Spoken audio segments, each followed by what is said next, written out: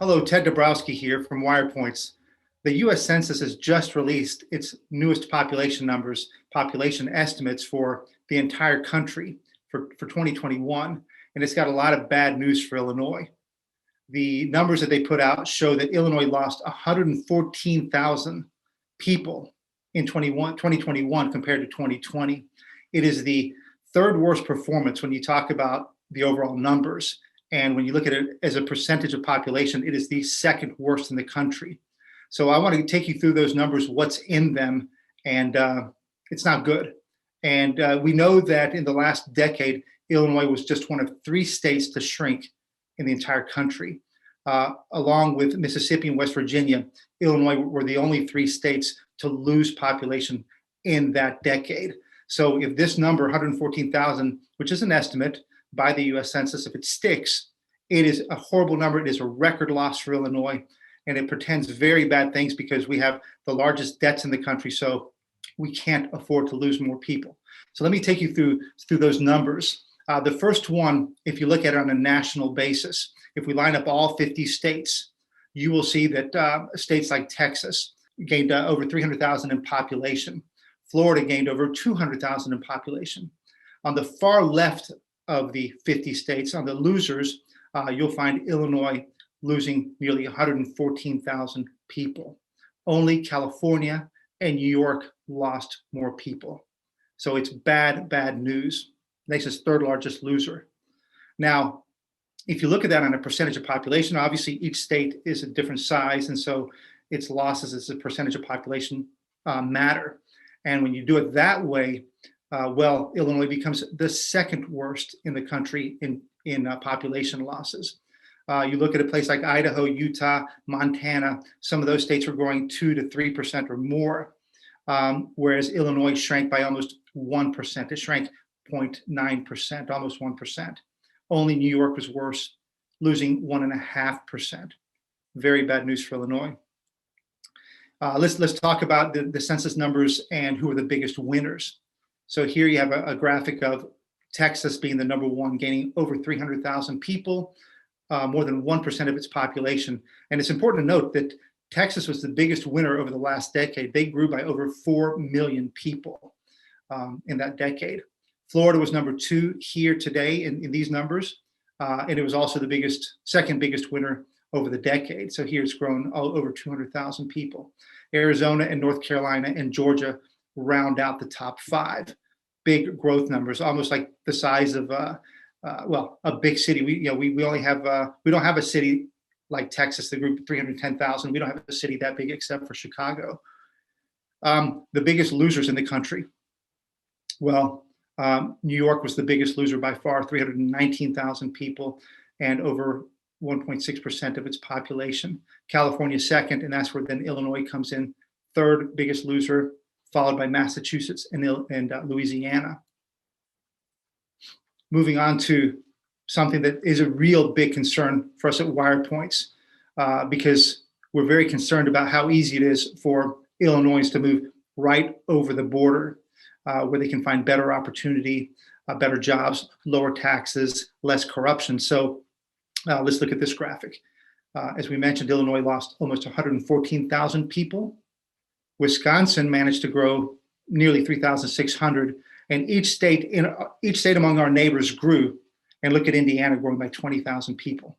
It's something that I think our politicians don't understand. It's how easy it is for people to move across the border. Number two, politicians use the excuse that we're just a Rust Belt state. We're all losing population. If you look at the last decade, we were the only ones of our neighbors to shrink in the last decade. All of our neighbors grew. And in 2021, that turns out to be the exact same fact. Our neighbors are growing, we are shrinking. And it's not like we're just shrinking a little bit. Look at that, look at the size of the differential between what's happening there and what's happening in Illinois. It is scary. Our politicians should be scared to death. They have no plan on property taxes. They have no plan on pensions. They have no plan on turning around this state. And if there was a wake-up call, you would think this would be it. I don't think so, but you would think it would be it. So let's talk a little bit about why that's happening, because I think it merits attention. First of all, people are paying the highest property taxes in Illinois, or the second highest property taxes. Each year, we kind of swap places with New Jersey between first and second. And it's very, very painful. Compare that to Indiana and Kentucky. They don't even pay half the amount we pay. And that's a huge difference. And that might tell you something about why Indiana is growing. It's just much cheaper to own a home there. And you get oftentimes many more amenities. You obviously get less corruption when you move there. This is a big problem for Illinois. The second big problem is overall corruption. I don't like to blame taxes as the only reason people leave. People don't mind paying high taxes or if they get good services. But in Illinois, we're getting the most corruption in the country. And this was a study done by ABC7. Most convictions for public corruption since 2000.